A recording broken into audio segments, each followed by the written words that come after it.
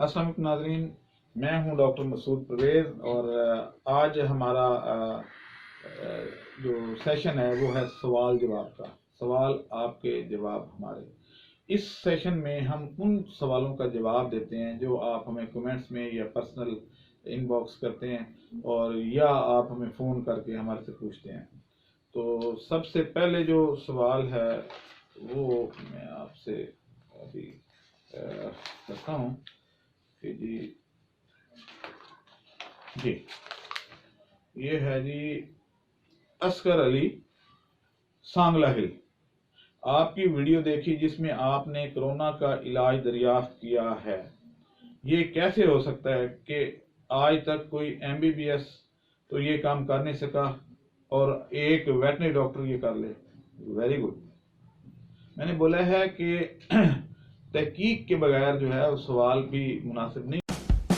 हमारे चैनल को सब्सक्राइब करें और साथ में बेल आइकन को भी दबा दें ताकि हमारी हर नई आने वाली वीडियो आप तक बआसानी पहुंच सके। होता दुनिया में जितनी भी पब्लिक हेल्थ से रिलेटेड चीजें हैं उनमें वेटनरी डॉक्टर का ज्यादा रोल है। जितनी वैक्सीन्स बन रही हैं, जितने ये प्लाज्मा और इस तरह की चीजें, anti tetanus serum, anti venom serum, ये फ्लू की वैक्सीन, ये सारे वेटनरी डॉक्टर बना रहे हैं। और एमबीबीएस तो घोड़े के पास जा ही नहीं सकता, यानी उसको तो अप्रोच करना भी नहीं आता। तो जब वो अप्रोच ही नहीं कर सकता तो घोड़े को इंजेक्शन कैसे लगाएगा? ये इस काम के लिए वेटनरी डॉक्टर को ट्रेन किया जाता है और डीवीएम के बाद बकायदा आपका जो सिलेबस है उसमें, यानी जब आप पब्लिक हेल्थ में एडमिशन लेते हैं तो 2 बंदे ही अप्लाई कर सकते हैं, या एमबीबीएस हो या डीवीएम हो। तो बाकी इसमें तो जब डीवीएम और एमबीबीएस की डिग्री इक्विवेलेंट है, बराबर है, वही सिलेबस वो पढ़ते हैं, वही किताबें वो पढ़ते हैं, और जो डीवीएम वाला पढ़ता है तो डीवीएम वाला बल्कि ज्यादा किताबें पढ़ता है। उनका सारा एमबीबीएस का कोर्स उसको पढ़ना पड़ता है और उसके अलावा कुछ पढ़ना पड़ता है, क्योंकि जो डिफरेंस है वो भी उसको, और हर जानवर के मुतालिक पढ़ना पड़ता है। इंसान का तो जो है सो है, उसको बाकी सारे जानवरों का भी पढ़ना पड़ता है, क्योंकि कंपैरिजन इंसान से किया जाता है आमतौर पे कि इंसान में ये और इसके साथ बकरी में ये डिफरेंस है। इंसान का नॉर्मल टेम्परेचर इतना है और बकरी का इतना है, गाय का इतना है और भैंस का इतना है, तो उसको ज्यादा पढ़ना पड़ता है। अगर आप तहकीक वाइज देखें तो वेटनरी डॉक्टर कहीं ज्यादा कॉम्पिटेंट होता है as compare to MBBS doctor. लेकिन क्योंकि फील्ड उसका ऐसा है और उसको आगे प्रोपोगेशन उतनी नहीं मिलती, और हमारे यहाँ क्योंकि वो एक लफ्ज इस्तेमाल किया जाता है डंगा डॉक्टर का, लेकिन आप यकीन करें कि डंगा डॉक्टर या वेटनरी डॉक्टर या हैवानात का डॉक्टर जो है वो कहीं ज्यादा पढ़ के आ रहा होता है और उसको तजर्बा भी ज्यादा होता है। वो कैसे तजर्बा ज्यादा होता है कि एमबीबीएस डॉक्टर को तो कोई हाथ भी नहीं लगाने देता कि भाई आप हमारे किडनी ट्रांसप्लांट कर दें, लेकिन जानवरों में आपको जानवर से ज्यादा लेने की जरूरत नहीं होती।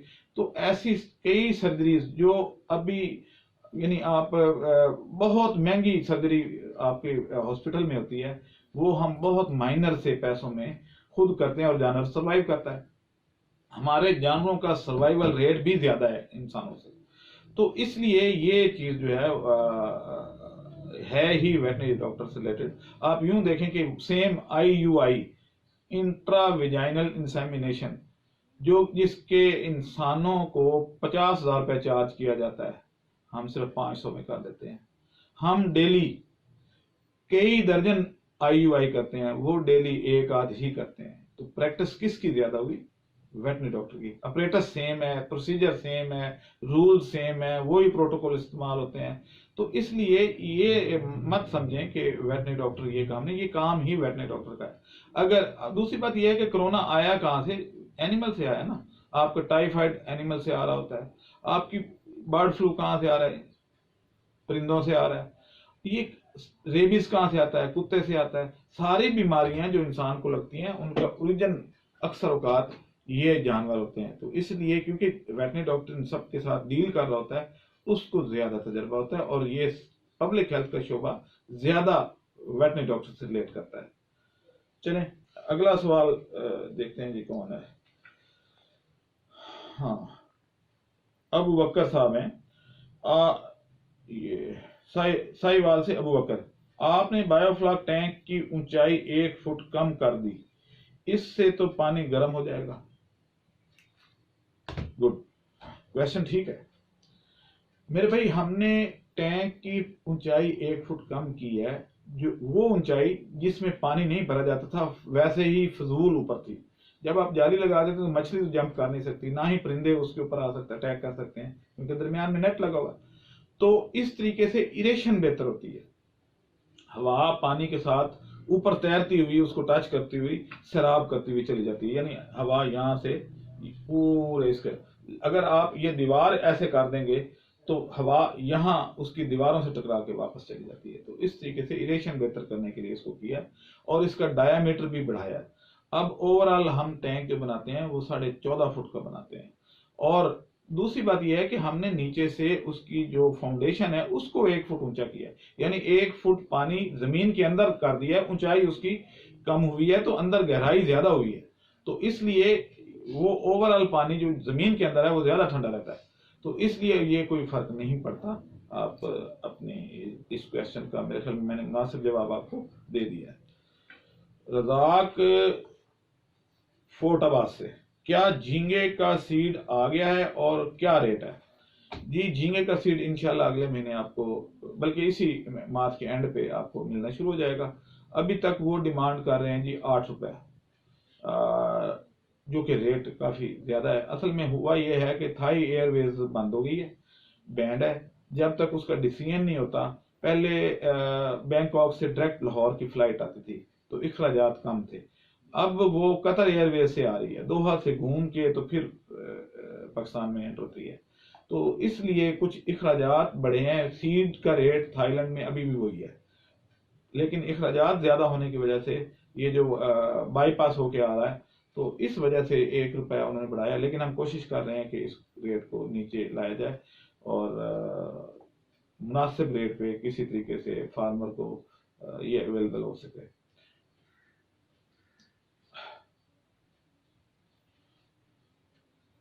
मोहम्मद आबिद कसूर से, पंगेशियस फिश का सीड मिल सकता है? जी बिल्कुल, इंपोर्टेड भी इस वक्त अवेलेबल है और लोकल प्रोडक्शन भी अप्रैल में इंशाल्लाह आ जाएगी। तो इस तरीके से आप पंगेशियस का सीड इतना कोई बड़ा मसला नहीं रहा। आपके नजदीक कौन सा कारोबार ज्यादा मुफीद है? ये कौन सा है? जुनेद साहब मुल्तान से, आपके नजदीक कौन सा कारोबार ज्यादा फायदेमंद है? मेरा ये ख्याल है कि 2-3 कारोबार ऐसे हैं कि जो आपको थोड़े सरमाए से ज्यादा रिटर्न दे सकते हैं। एक तो free range poultry fund, biofloc, ये 2 तो बहुत है। तीसरा है इकोसिस्टम। इकोसिस्टम एक नई चीज है और जैसे हाइड्रोपोनिक है वो भी बेसिकली इकोसिस्टम का ही एक पार्ट है। तो ये है, लेकिन इन तीनों से ज्यादा फिश हैचरी सबसे ज्यादा मुनाफा बख्श कारोबार है। तो इतनी कोई बड़ी इन्वेस्टमेंट भी नहीं है। इस तरीके से आप बहुत, अगर मैं फिगर बता दूंगा तो लोग यकीन नहीं करेंगे, लेकिन बहुत ज्यादा मुनाफा बख्श कारोबार है फिश हैचरी।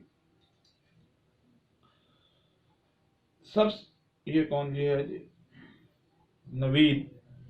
नवीद ललियानी से, ये भी कसूर की साइड पे ही है। सबसे कम सरमाए से होने वाला कारोबार कौन सा है? मेरा ये ख्याल है कि बायोफ्लॉक टैंक कोई बड़ी इन्वेस्टमेंट नहीं है। 1-1.5 लाख रुपए में आपका जो है वो बायोफ्लॉक टैंक बन जाता है और आपको एक खातिर खाह आमदन आनी शुरू हो जाती है। तो इस तरीके से आप छोटे सरमाए से ये घर बैठे कारोबार कर सकते हैं। अब मुझे इजाजत दें, आज के लिए बस यही सवाल थे। तो जिस साहब को मेरे से कोई सवाल करना हो वो मुझे प्राइवेट नंबर पे फ़ोन कर सकता है, मेरे से कंसल्ट कर सकता है और ये सारा हो सकता है। मैं इंशाल्लाह उसको रिप्लाई करूँगा। अल्लाह हाफ़िज़। हमारे चैनल को सब्सक्राइब करें और साथ में बेल आइकन को भी दबा दें ताकि हमारी हर नई आने वाली वीडियो आप तक बआसानी पहुंच सके।